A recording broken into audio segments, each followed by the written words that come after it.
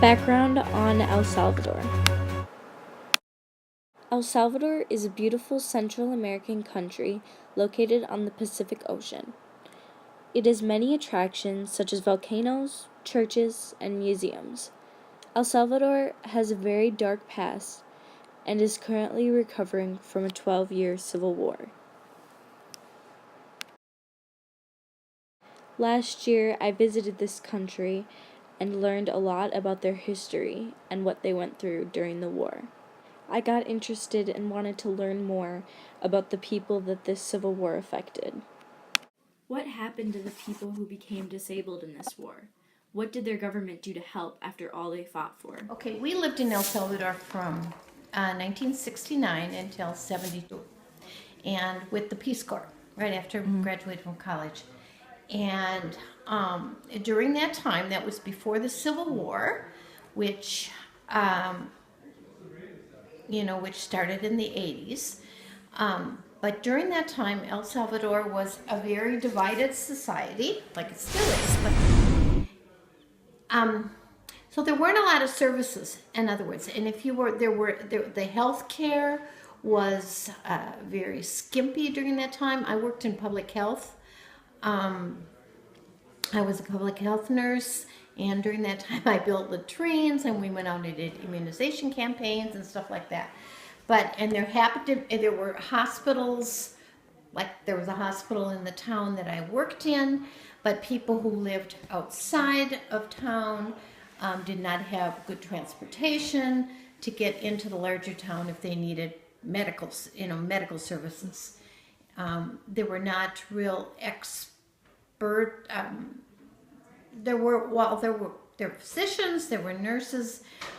They certainly were not as well trained as they needed to be. So, I remember a couple little children at that time who basically had to live in the hospital due to their disabilities.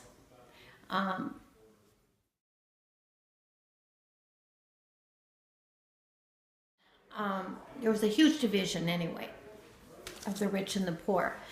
Uh, the rich people their kids went to school, they went to the university. Obviously, the poor people were lucky if they finished sixth grade. Poor people decided that they had rights. That there needed to be justice. Civil War started in the 80s and lasted for 12 years. It was extremely brutal, the government against all of its people. Government officials would go in and massacre thousands and thousands of people in innocent villages.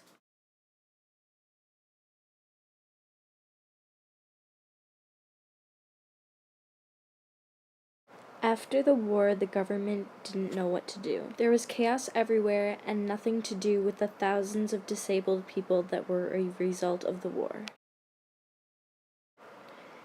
They took their first step in 2007 when El Salvador signed the United Nations Convention on the Rights of Persons with Disabilities. What did you notice when you visited El Salvador regarding the accessibility for people with disabilities? When I went to El Salvador, I noticed that the whole country was really chaotic. I can't even imagine how difficult it'd be to navigate through the villages if you were disabled. Nothing was handicap accessible, and there were so many people, and everything was so chaotic. Landmines were very popular during the Civil War and were used throughout El Salvador. These girls' injuries were a result of those. Luckily, their injuries and many others convinced the government to make laws to prevent these from happening.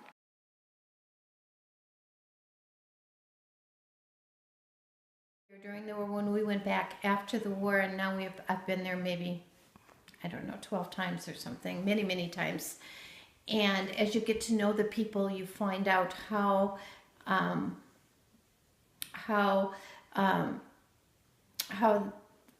disabled they really are mentally from the post-traumatic stress that so many people have suffered.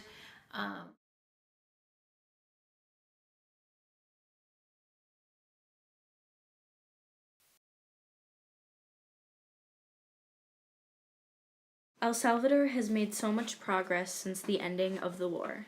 There is still poverty and injustice throughout El Salvador, but it is being worked on. It is a beautiful country with a bright future.